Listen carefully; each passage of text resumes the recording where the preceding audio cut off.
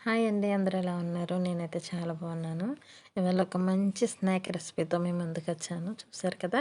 పచ్చి రొయ్యలతో చేస్తున్నాననమాట. చాలా యమ్మీగా ఉంటుంది. పిల్లలకైతే చాలా బాగా నచ్చుతుంది.